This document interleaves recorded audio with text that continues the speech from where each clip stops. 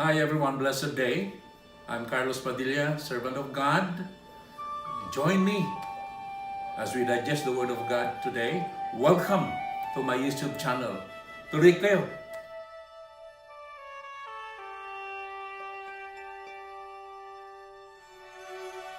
Sila nagkulang, hindi sila pinabayaan ng Panginoon Diyos.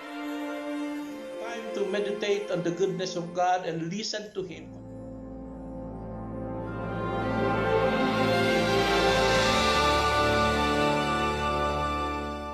Kumusta na po? At salamat na magkakasama muli tayo. Thank you for your desire to continue to be with us.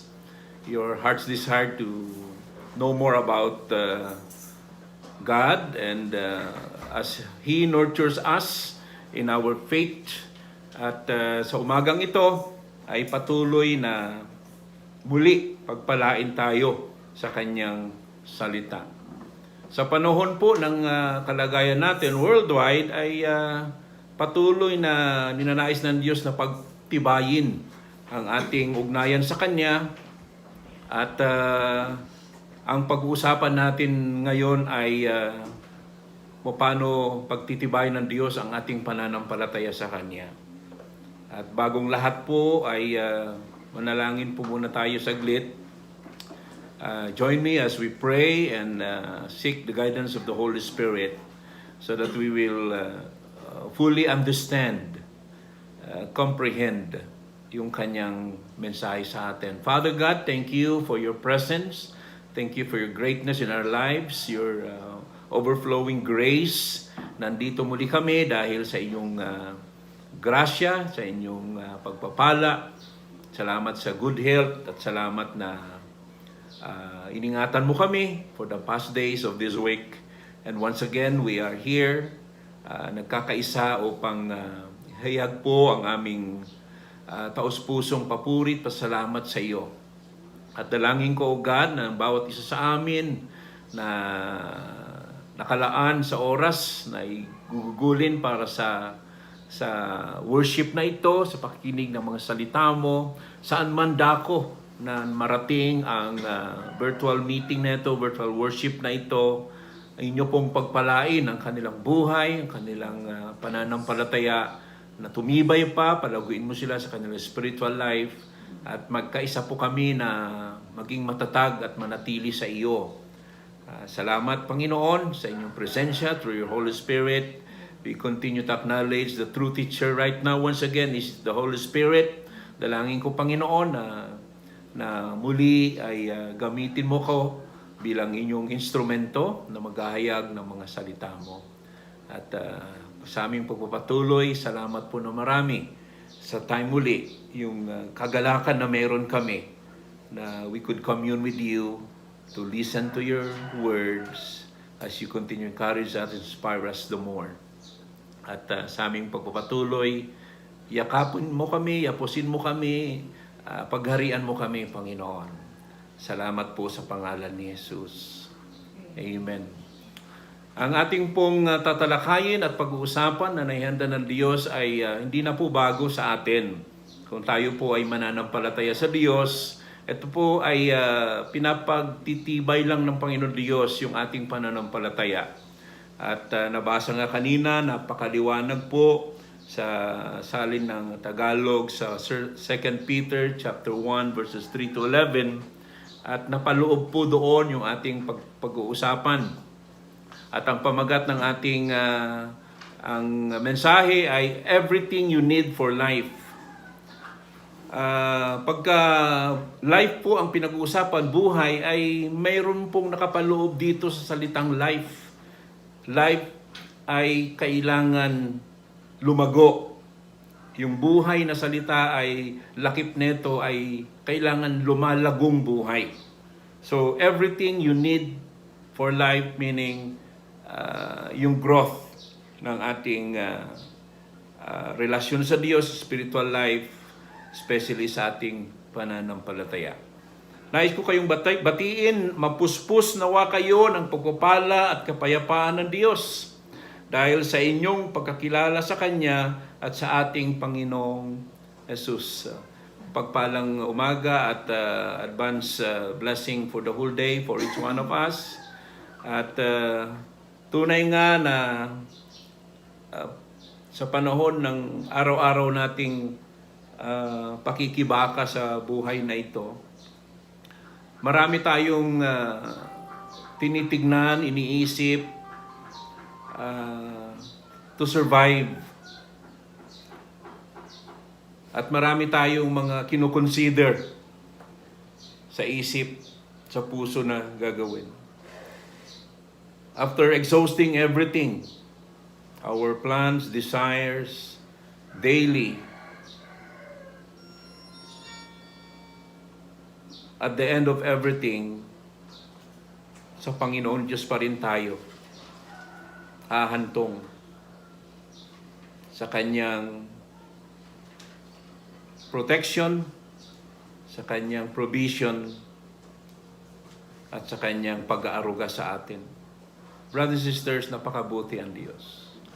At sa ating pong teksto, kung uulitin natin, ididiin ko na lamang po sa verses 5 to 7 na sabi rito, "For this very reason, make every effort to add to your faith goodness, knowledge, self-control, perseverance, godliness, brotherly kindness, and love." 7 po yung nabanggit ni Apostle Peter na ating pong bibigyan ng emphasis sa ating pamumuhay, sa ating pananampalataya sa Diyos. Sabi sa Tagalog, sikapin daw natin na itong mga virtues na ito, na ang mga katangingang ito ay naisa sa pamuhay natin bawat sandali, sa bawat araw ng ating buhay. Ilarawan natin sa ating isipan ang isang sasakyan na Volkswagen at saka yung malaking eroplano na tinatawag natin 747 airplane. Isang maliit na sakyan, Volkswagen, at saka 747 airplane. Ilagay din natin sa ating imahinasyon na itong Volkswagen na ito, hinihila niya itong 747 na aeroplano. Believe it or not, yung Volkswagen, kaya niyang hilain ang napakalaking eroplano. Ngunit ang Volkswagen, wala siyang power to let this plane fly.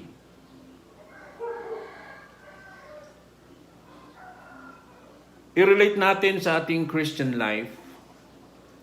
You cannot live the Christian life apart from the power of the Holy Spirit. Sa 2 Timothy chapter 3 verse 5, tutukoy dito, talks about people who have a form of godliness but they deny its power. Nakaka-equate tayo rito, no? Some perhaps maybe hindi ko naman inaano na ang pananampalataya natin ay hindi na i-apply, but accordingly sa 2 Timothy sa chapter 3 verse 5 ay nabanggit dito na nakita natin na malamang umaari na tayo ay under this truth na sinabi sa 2 Timothy chapter 3 verse 5. It talks about people who have a form of godliness but they deny its power. Ano ito? That kind of religion is rather like the Volkswagen pulling the plane. It takes great effort. Imagine niyo yung Volkswagen, talagang aarangkada niyan with its full power para at least mahila niya yung eroplano. And it did. It takes a great effort. but it's ultimately futile. Why? Kahit anong hila ng Volkswagen, hindi niya maaring paliparin ang eroplano. And in John 15 verse 5, Jesus said, "Apart from me, you can do nothing." Ito na po yung nag-accelerate na po yung message natin. Apart from me, you can do nothing. Sabi mismo sa bibig ni Jesus. Tunay nga na-admit natin that wala tayong kapangyarihan o kakayahan na gawin ang mga bagay na nais natin na wala ang Panginoon Kristo sa pamagitan ng banal na Espiritu. There is a kind of effort that is completely futile. Na may mga ginagawa na ang hantong ay walang resulta. But there is also a kind of effort that is wonderfully fruitful.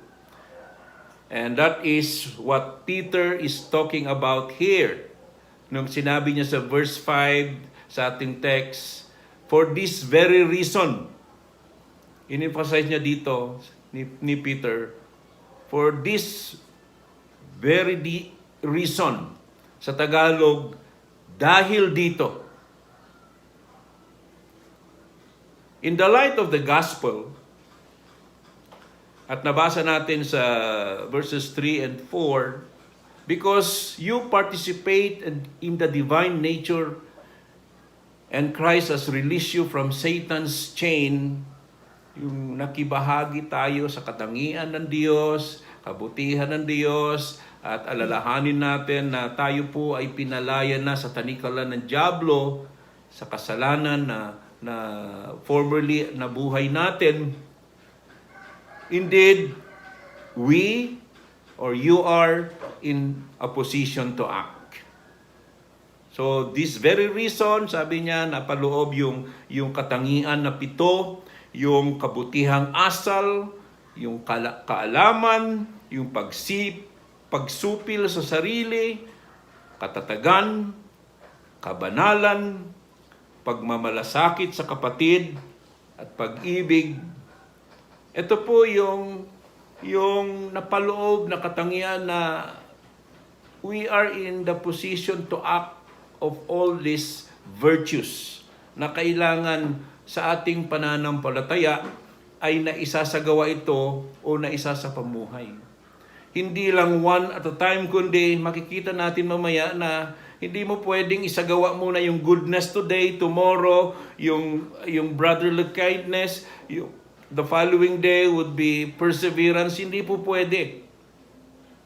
Itong 7 katangian na to ay at one time, every day, kailangan itong na-act o naisasagawa sa buhay natin. And this means God has given us this power in us present. God has given these virtues to us. Let us fire up these virtues. Let us fire up this katangian. Dahil ito yung makina ng ating buhay para mag-soar up tayo, para masunod natin, may sa pamuhay natin ang nais ng Diyos na sa buhay na may pananampalataya sa Kanya. At itong 7 virtues na ito ay napakahalaga na at the same time, in one moment in our life, every day, it is supposed to be acted or supposed to be applied. Hindi lang pwedeng isa lang ang umiiral sa araw-araw. 7. So, kung 7 yan, and that was freely given to us because we participate in the divine nature of God, and being Christ save us from the chain of sin in the cross of Calvary.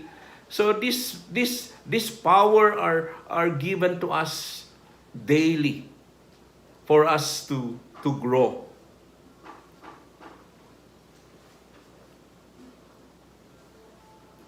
May tanong dito, why some Christians never seem to grow? Siguro makarelate po tayo dito. Maaring isa ka, kapatid, isa sa atin nakikinig ngayon, bakit hindi tayo nag-grow?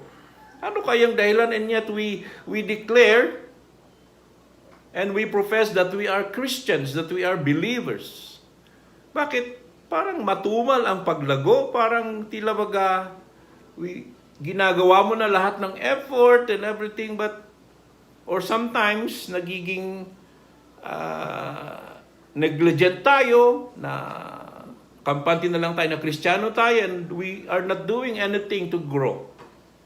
Why some Christians never seem to grow? At masasagot ito, ano kaya ang dahilan? Our title this morning sa message is Everything You Need for Growth. And Peter's message is that in Christ you have everything.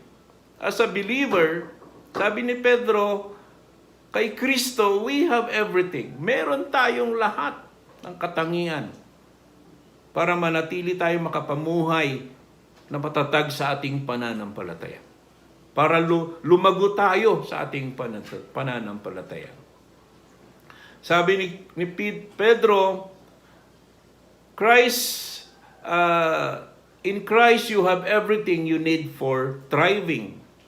Para tayo mamuhay, makapamuhay, everything in Christ na ibigay na sa atin. In Christ, magiging productive tayo. In Christ, we could grow as Christian in this life. But if God has provided everything we need for life and godliness, why is it that some Christians never seem to grow? Mga kapatid, as a believer, everything is provided by God. But why is it that some believers, some Christians never seem to grow? There are Christian people who never seem to make any progress. Ito yung nagpapabaya kasi na naging kampante na sila at parang tama na Kristiyano sila. Pero hindi ito yung tinutukoy ni Pedro, ni Apostle Peter, sa kanyang naisulat. And ito yung encouragement at paalala sa atin. Bakit walang progress ang ibang Kristiyano? Because they don't have much joy. Okay. Salungat sa aking puso't isip, bilang Kristiyano, hindi dapat nakikitaan ng kalungkutan. Hindi dapat nakikitaan ng walang sigla. Because as Christians, God has given everything for us through Jesus Christ. So therefore, dapat magalak tayo lagi. Sa kabila ng pagsubok, hindi dapat tayo nakikitaan ng kalungkutan. Para makapagpatuloy tayo at lumago tayo. Pero kung ang ipinapakita ay pinapamalas ng isang believer na halos hindi niya matanto sa kanyang isip kung paano siya makaranas ng kagalakan, there's something wrong. And this Christian who don't have much joy, their lives don't seem to lead to anything. Parang wala silang direction, parang wala silang dream. Parang ayaw na nilang lumago. Which is, ayaw ni Peter itong mangyari. Peter says, itong klaseng mga believers na ito, na wala silang kagalakan, wala silang direction to this life, or how, paano sila lumago o magpursige. Sabi ni Peter, sa verse 8 sa ating teksto, sila yung mga ineffective and unproductive. Saan? In the knowledge of Jesus Christ. Ibig sabihin, may mga Kristiyano kasi na they don't seek the presence of God daily in their lives because they are so busy with many things na nakakaagaw sa kung paano nila magkaroon ng more knowledge of who God is, who Jesus Christ is in their life. Kaya naman pala hindi sila nakakaranas ng kagalakan, na parang wala silang desire to grow. Kaya sabi ni Pedro, these people, these Christians, these believers are ineffective, unproductive. Why? Because they remain less knowledge of Jesus Christ in their lives. Wala silang desire to grow dahil tamad sila siguro mag-church, wala silang Bible reading, wala silang pray, yung very shallow yung prayer life nila. Yun ang mga bagay na nakikita ko. Bakit ganito ang sitwasyon na some Christians are seems not growing in their life. Why is that? If you want to grow in the Christian life, Peter says that there are certain things you must do. So ibig sabihin, may pautos na kinakailangan na dinidiin ni Apostle Peter. Peter says that there are certain things you must do and we must do as believers. There are certain things that you must pursue in the power of the Holy Spirit. And if you possess these things in increasing measure, they will keep you from being ineffective, yun pala, and unproductive in your knowledge of our Lord Jesus Christ. Ano yung ipupurso natin na ito? If we want to grow in the Christian life, there's something that we must do, sabi ni Peter. Titignan po natin. Sabi sa verse 5, ididingin niya rito, you have to make every effort. So, ibig sabihin, meron kang gagawin para lumago tayo sa Christian life natin. Hindi pwedeng nakaupo ka na lang, relax ka, kampante ka na believer ka na. Hindi po ganon. As a Christian, nais ng Diyos na we are growing in our Christian faith. We are growing in our Christian life. At yun po yung dinidiin sa mensahe sa umagang ito. You have to get into an active frame of mind if you want to grow. I repeat, you have to get into an active frame of mind if you want to grow. And with this message, there's no choice of a Christian but to grow. Hindi pwedeng okay ka na. Hindi pwedeng okay na ako. Pero sa isip natin, sa puso't damdamin, kailangan nandun yung pagpupursigi. Make every effort. Yung sikap na lumago sa Christian life natin. You have to take responsibility for your own spiritual growth. I repeat, you have to take responsibility for your own spiritual growth. Maraming mga believers na lumalapit sa akin, Pastor, ipag-pray mo nga ako. Pastor, ganito, paano kaya and everything. They always sought suggestion o mind ng kanilang pastor, but as believers, we are all priests unto God. Paano na kung wala na si pastor? Paano kalalago kung wala ng pastor? Wala ng mga elders, leaders in the church. And as believers, we are priests unto God, and we are addressed by Peter na let us make every effort. Because God has given us His divine nature. Free. Meron tayo lahat niyan, mga kapatid. Kumbaga sinasabi, pagyabungin natin, palaguin natin itong mga katangian na ito. Para lumago itong mga katangian na to, magkaroon tayo ng responsibility for our own spiritual growth. You cannot be passive in this. It's it's no use saying, let go and let God. Hindi po pwede yun. Nahayaan na lang natin ang Panginoon Diyos na bahala na si Lord, anak naman niya ako eh. Hindi po pwede yun, mga kapatid. Kung anak ka ng Diyos, you must act upon.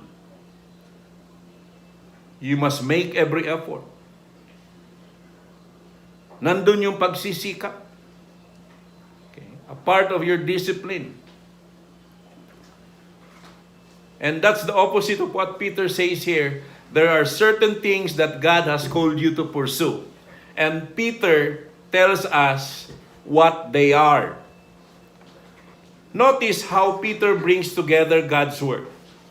Anong ginawa ni Lord sa buhay natin? I-equate natin ito sa ating responsibility as believer.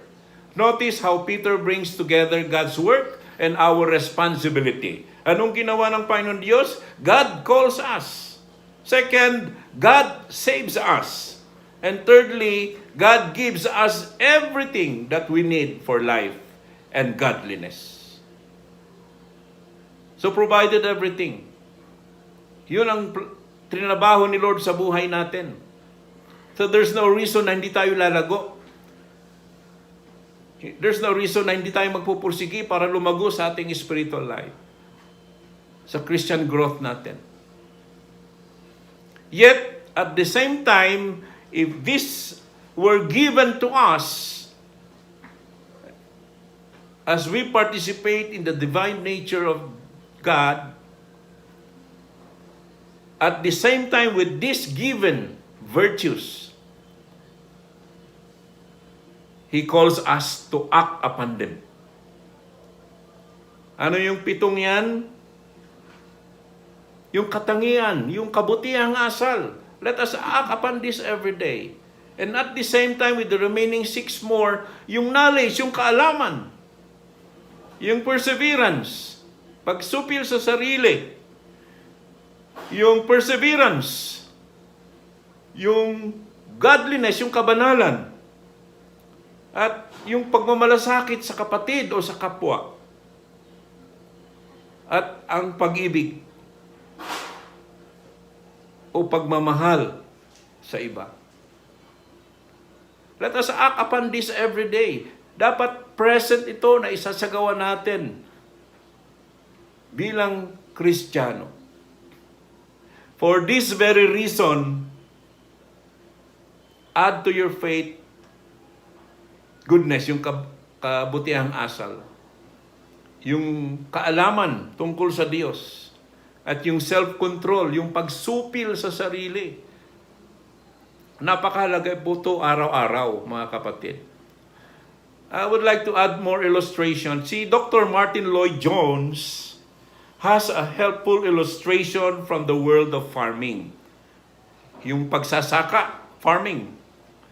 Suppose you are given a farm. You are given the tools and you are given the seed. What we are called to do then is to farm. Na-provide na lahat. May lupa, may gamit, tools, meron ng butil na itatanim. And we are also called to do. And what we are called to do then is to, kung na-provide na lahat, you go to the land and till the land, plant the seed. Yun po yung tinatawag, we are called to farm. Dahil provided na lahat. Si Dr. Lloyd-Jones points out that it is no use telling a man to farm if he does not have a farm. Okay? Sa atin din, it's so hard to grow in our Christian faith, in a Christian life, if God did not provided His divine nature, yung mga pitong yan na katangian. Kung wala yung pitong yan, we can never grow. Ganun din, kung wala yung mga tools, wala yung butil na itatanim, Paano tayo magsasaka? Paano tayo magsaka? Paano tayo pupunta sa farm para magtanim kung wala namang mga ito? Okay. It is no use telling a man to farm if he does not have a farm. If he is without land, without the seed, and without the tools, nothing can be done. Ganun din po sa ating buhay sa Panginoon Diyos. Kung hindi tayo binigyan ng mga virtues na ito, paano tayo lalago? Salamat. Dahil sa kabutihan ng Diyos, yung kanyang freely given divine nature, we participate with God with these 7 virtues. That's why we could grow stronger as believers in the Lord Jesus Christ. Bakit ginawa ng Diyos ito? Dahil gusto niya lumalago tayo, tumitibay tayo bilang kanyang mga anak. Na whatever happens in times of pandemic, hindi tayo tatalikod, hindi tayo titigil, na isangguni ang lahat sa Diyos. Dahil gusto niya tayong mag-grow as His children until the second coming of the Lord Jesus Christ. But all these are given to us, and therefore, having received them, we are asked to farm. Ganun din sa virtues na binigay sa atin ng Diyos, we are asked to make every effort. We are asked to act upon them in our daily lives. Even then, our farming does not guarantee a harvest. It is God who makes things grow. God gives the farm, God gives the tools, God gives the seed, God makes things grow. But the farmer is still involved. Ito po yung dinidiin ni Peter dito. Everything was provided for us to grow. Pero nandun yung act of participation, yung disciplined life na let us act upon this and let us live these daily virtues na ginawa na Diyos para lumago tayo. Everything was given, everything that we need was given for us to pursue life, for us to grow in this Christian life.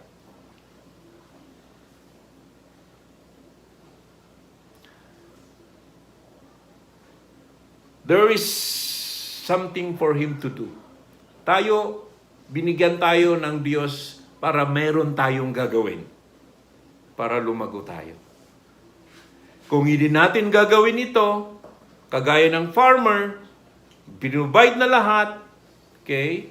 Kung hindi niya gagawin ito, na-provide na nga lahat, there will be no harvest. Ganon din sa atin. Everything was given to us. Kung hindi tayo mag-act upon these virtues at isagawa sa buhay natin, there will be no growth and there will be no life. Harinawa, nasusundan po ninyo ang mensahe.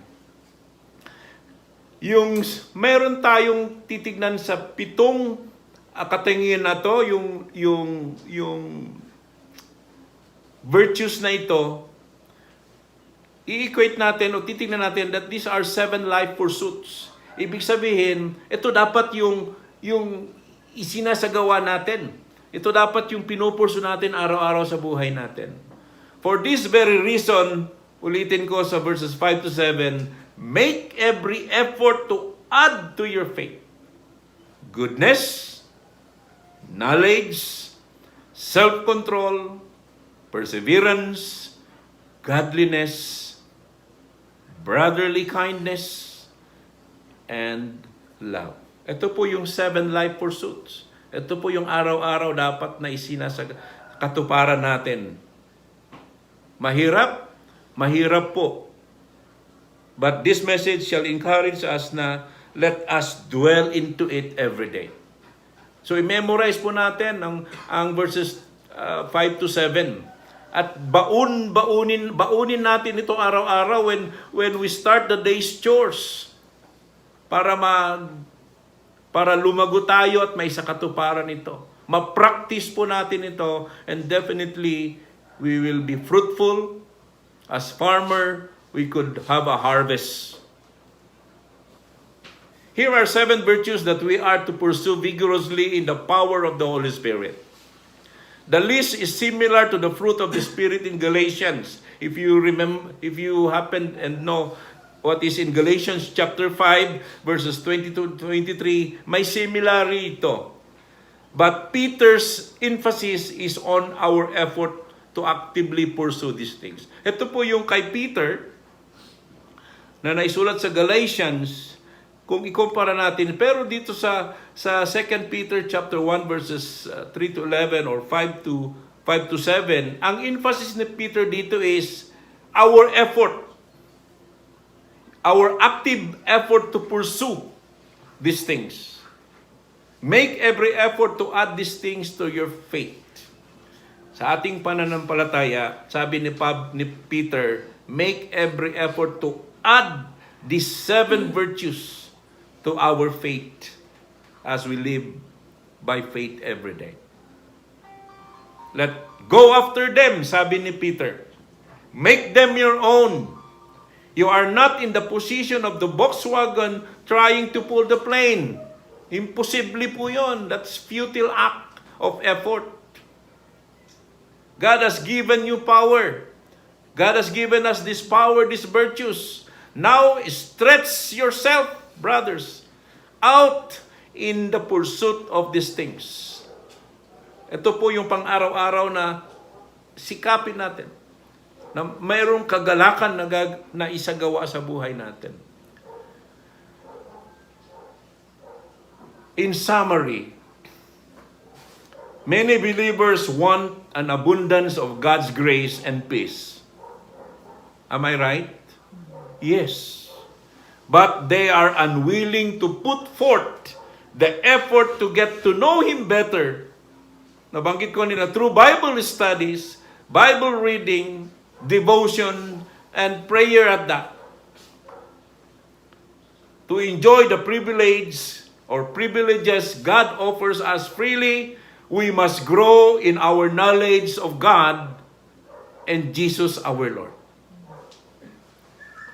We must grow in our knowledge of God and Jesus as our Lord. As you are listening right now, as you are watching right now, grasp in the knowledge of God is, who Jesus Christ our Lord is in our life.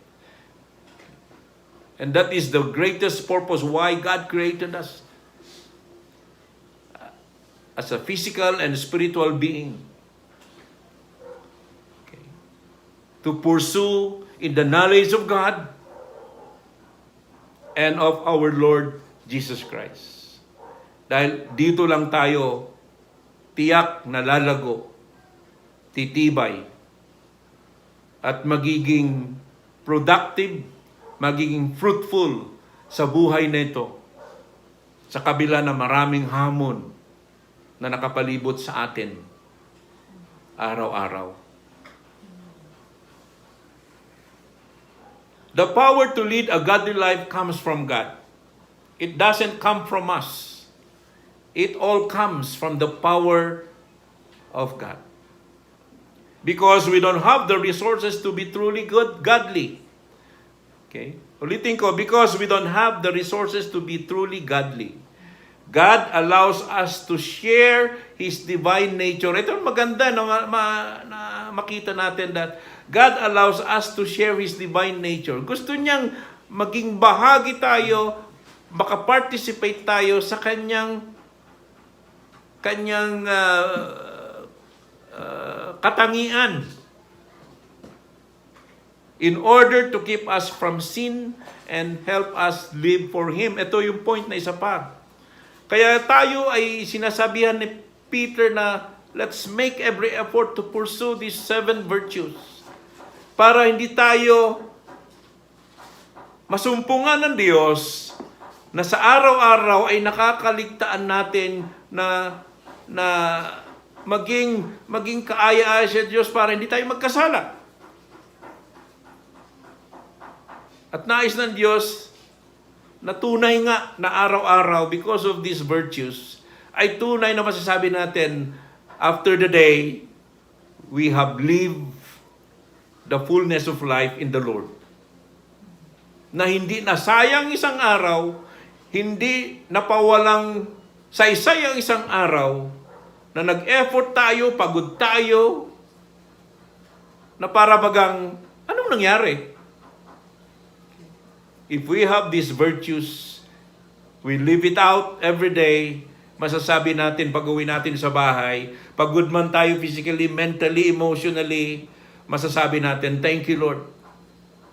It has been a victorious day. It has been a great day. That everything that I did because of you, ibabalik ko sa iyo ang papuri at pasasalamat. That I experience growth in my spiritual life. Na nakatulong ako sa kapwa, napadama ko ang pag-ibig ko sa kapwa, naging matatag ako sa pananampalataya sa iyo, na talagang iniwasan ko magkasala, magkamali sa iyo. Everything that, using the 7 virtues na i-apply mo, and you could say at the end of the day, tagumpay. Masaya. Fulfilled. When we are born again, God by His Spirit empower us with His own goodness. Napakabuti ang Diyos. Lagi natin declare, napakabuti ang Diyos. Napakabuti ang Diyos. God is good. All the time. All for His honor and glory. Never for our honor and glory. When we declare and shout and declare it to God that He is good, let's give it all the honor and glory for Him alone. Para hindi tayo magmalaki, na hindi tayo magkasala ng pagiging pagpapalalo. We must be more than faith must be more than belief in certain facts. Ito po yung point na isa pa. Faith must be more than belief in certain facts. Okay. Ang pananampalataya at sa pinapaniwalaan ay isang tignan natin na punto na it differ in some sense. Okay. Kung mayroon kang pananampalataya,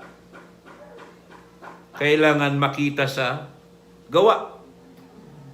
It must result in action.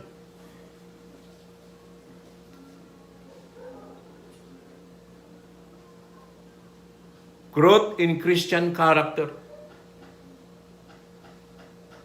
Lahat ng ating ginagawa, nakikita natin sa resulta ng ating ginawa.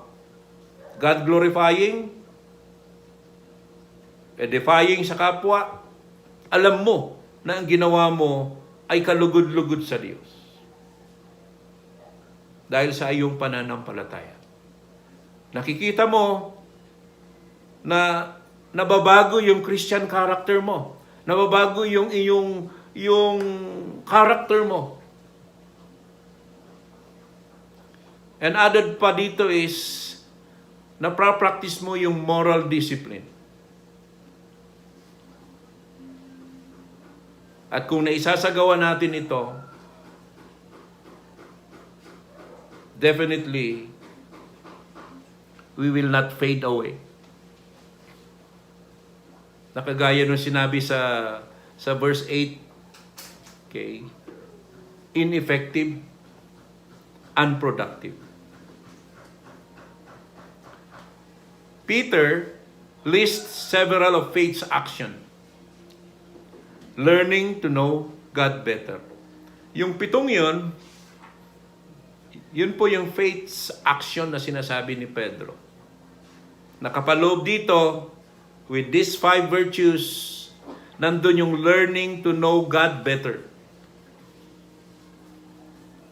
Dagdag pa rito, nade-develop ang perseverance, doing God's will, nagagawa ang kalooban ng Diyos, at yung pag-ibig na yan ay naipapadama natin sa iba, sa ating mga kapatid, sa ating kapwa. Yan po yung result ng faith's action na sinasabi ni Peter. These actions do not come automatically. They require hard work.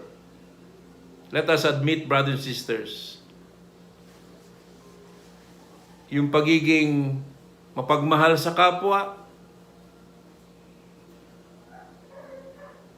mag-demonstrate ng mabubuting asal,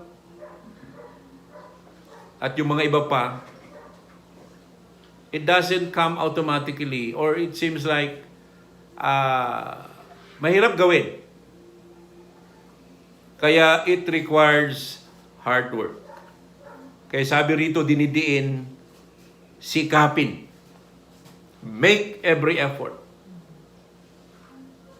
But these are not optional. All of them must be in continual part of the Christian life. Hindi mo pwedeng isagawa ngayong araw na ito, bukas hindi. Kailangan tuloy-tuloy po. Kaya sabi, it requires hard work. Kaya sabi, make every effort. Sa Tagalog, kaya sikapin natin. Yung sinasabi ko nina, we don't finish one and start on the next, but we work on them all together. Nabanggit ko na kanina earlier, na magpakita tayo ng goodness, knowledge, perseverance, godliness, brotherly kindness, and love. Let us work on them all together. Hindi pwedeng, sabi ko kanina, goodness lang ngayon. Bukas, sige, gagawin ko yung perseverance. Third day, sige, magiging godly ako. Hindi po. Sabi ni Pedro, we work on them all together. God empowers and enable us. Yes. But He also gives us the responsibility to learn and grow. As believers, God empowers our lives. And we have the ability to act on them. But we are to demonstrate that responsibility na dapat araw-araw natututo tayo at nakikita ng Diyos, lumalago tayo as a stronger Christian in our faith. Amen? We are saved so that we can grow to resemble Christ and serve others. I like this point. Gusto kong emphasize pa ito. We are saved so that we can grow in resemblance of Christ. Na maging kagaya tayo ni Kristo. At pag nagsaganon, magkagayon, we are readily and joyfully to serve others. Masaya ba mga kapatid? God wants us to produce His character in us. Kaya binigyan niya tayo yung mga virtues na ito. Because the desire of God, gusto niya tayong mamunga o makitaan. At yung character ng mga ito ay na-demonstrate at nakikita ang katangian na ito sa atin. But to do this, He demands our discipline and effort. Papasok na naman yung discipline. Make every effort. Sikapin. Nakapaloob po ng napakagandang salitang disiplina. So magkaroon tayo as believers yung discipline sa buhay natin. Lakip ng discipline, of course, effort. Hindi mo pwedeng sabihin na disiplinado ka na hindi ka man nag-e-effort. At kung disiplinado ka, hindi ka nag-effort, wala kang growth o wala kang growth. Okay. Hindi mo na-enjoy ang buhay na ito. As we obey Christ, who guides us by His Spirit, we will develop self-control. Not only with respect to food and drinks, but also with respect to our emotions.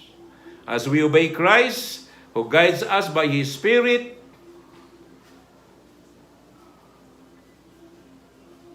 with respect to our emotions. Minsan kasi, nadadala tayo sa emosyon na nakapaloob ito sa self-control. So pinag-iingat din tayo ni Pedro na as we obey Christ, yung self-control na yan ay kailangan tiyak, okay? Para yung emosyon natin ay hindi tayo nakikita ng Diyos na nagfa-falter o magkakasala. Yung self-control, let us do it, practice it. Kasi oftentimes or sometimes, dito tayo bumabagsak. If you truly belong to the Lord, Peter wrote, your hard work will prove it. Kung tayo nga ay totoong nasa Panginoon Diyos, kumbaga kung tunay nga tayo'y Kristiyano, sabi ni Pablo, sinulat niya sa 2 Peter, sabi ni Peter sa kanyang pagsusulat sa ikalawang aklat niya, your hard work will prove it. Nandun ba tayo mga kapatid? Nakikita ba natin yung hard work natin na isinasa katuparan natin ito? Pag sinabing ikaw ay taong may pagsisikap at nais na lumago at gumanda yung buhay, dapat ito'y nakikita sa iyo ng mga taong nakapaligid sa iyo. At sasabihin nila sa iyo, yayaman itong batang ito, yayaman itong taong ito. Dahil nakikita ko yung kanyang pagpupursige, yung kanyang abilidad, na hindi siya tumitigil, magiging maganda ang kinabukasan ng taong ito.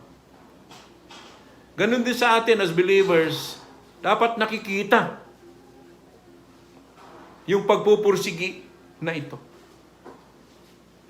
If you are not working to develop the qualities listed in chapter 1 verses 7 to 8, itong mga katangiang ito, you may not belong to Him. I'm sorry, na medyo ito mabigat. Kung hindi nakikita yung mga katangiang ito at hindi nakikita sa buhay mo, sabi ni Pablo, you may not belong to Him. You may not belong to God. Parang yun ang yung tinutukoy doon. If you are not the Lord's, and your hard work backs up your claim to be chosen by God, you will be able to resist the lure of false teaching and glamorizing. Kung tayo ay nasa Panginoon Diyos, tunay nga na tayo Kristiyano.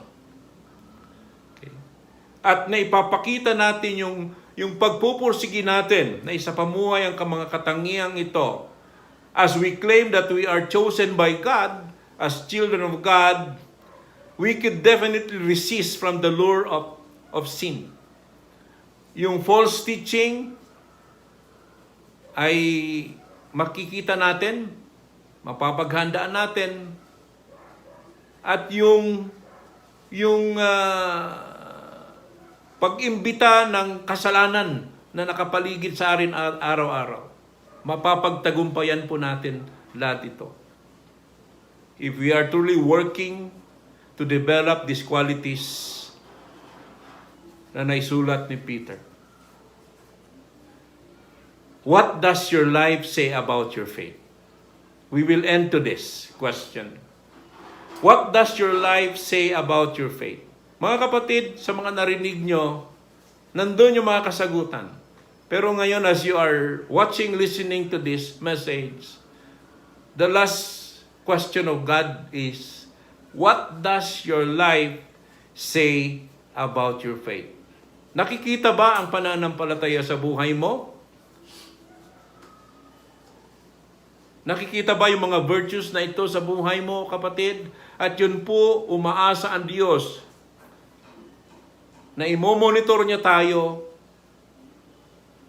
higit sa pag-monitor ng tao.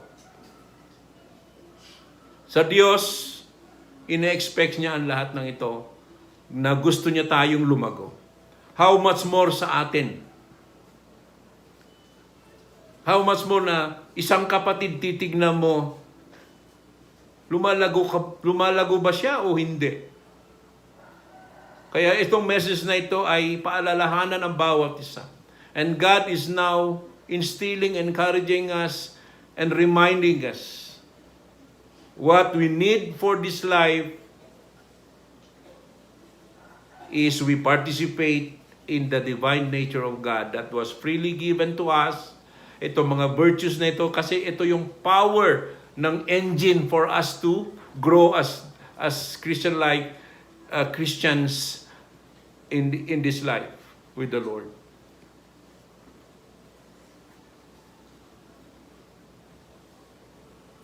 If your faith is real, it will be evident in our godly behavior. Sa ating pagtatapos, dinidiin na naman ito. If our faith is real, it will be evident in our godly behavior. Ito po mga kapatid. Ang kahalagahan nito, itong faith nito, growth is essential.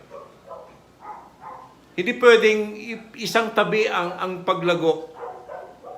Bilang Kristiyano, dapat naipapahayag, naipapakita, o nakikita ang paglago. Growth is essential. Kinakailangan bilang Kristiyano. Paano ito mangyari? It begins with faith and culminates in love for others. Simple lang mga kapatid.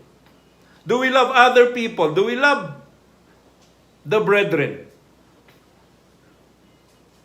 It begins with faith. Yung application niya, it culminates in love for others. That's why, as a believer, as a Christian, as a follower of Jesus Christ, we will be an instrument to demonstrate the compassionate heart of God.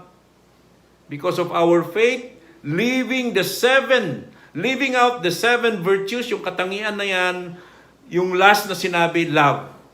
Yung pag-ibig sa tao, pag-ibig sa iba, pag-ibig sa kapwa, yun po yung result. It culminates there.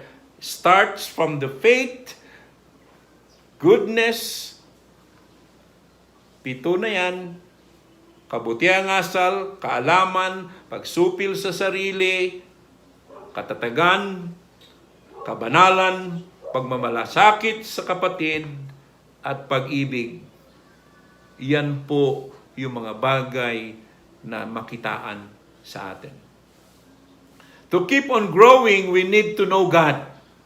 Of course, kailangan po yan.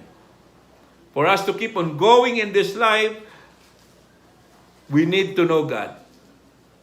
Not only knowing God, keep on following Him. And remember, at alalahanin lagi kung ano yung mga tinuturo niya sa atin. We must remain diligent in faithful obedience. Faithful obedience to the Lord. And we must remain also to grow continually as Christians. Brothers and sisters, Lord willing, next Sunday, itutuloy natin itong mensaheng ito, pero ang tatalakayin natin is 7 life pursuit. Tatalakayin natin yung goodness, all the like there, yung 7 yan. Lord willing, and by His grace, we will continue to discuss next fellowship, everything God has given us, needed for us to grow in the knowledge of Him, stipulated po sa 2 Peter chapter 1, verses 5 to 7. Mga kapatid, thank you for remaining faithful in the Lord. Especially so na tinapos niyo ang mensahe. Hari nawa nakatulong ito, na-inspire kayo, na-encourage kayo. Sabi ni Peter, make every effort. Yun po yung nais makita ng Diyos, imo-monitor ng Diyos sa buhay natin. God bless everyone. See you next time. Dahil yung second part ng ating mensahe ay matatapos, isa-isahin po natin yung virtues na yan para i-relate natin sa ating paglago. No? Kailangan po na masuri natin, ma-explain po para ganap po yung ating pagsunod sa Diyos para lumago tayo talaga, definite na lalago tayo na hindi titigil yung ating paglago bilang anak ng Diyos sa relationship natin sa Kanya. With that, we praise the Lord. Thank you for the Holy Spirit na nagturo sa atin. At kung ano man yung pinagkulangan ko, mga kapatid, I pray that the Lord, the Holy Spirit will fully give all the detail in your heart as you continue to go over yung mga narinig nyo sa Kanya sa araw na ito. God bless everyone. May I close in prayer.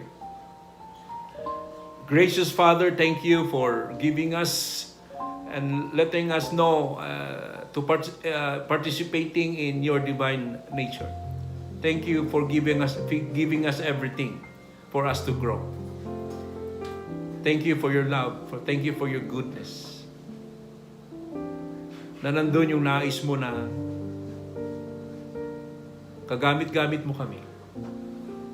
Na makita mo na we are leading this life to the fullest. Na masaya kami, fulfilled kami, na araw-araw nandyan yung aming taus-pusong pagpupuri, pasasalamat sa iyo, na nagiging matagumpay ang bawat araw ng aming buhay. Because nandun yung effort po namin to pursue this life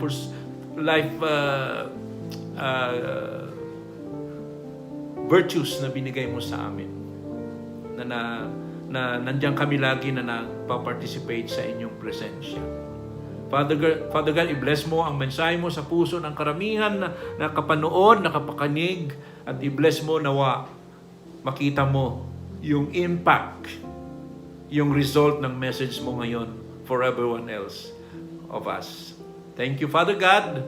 We bring back all the glory to your precious name. In Jesus' name we pray. Amen, amen.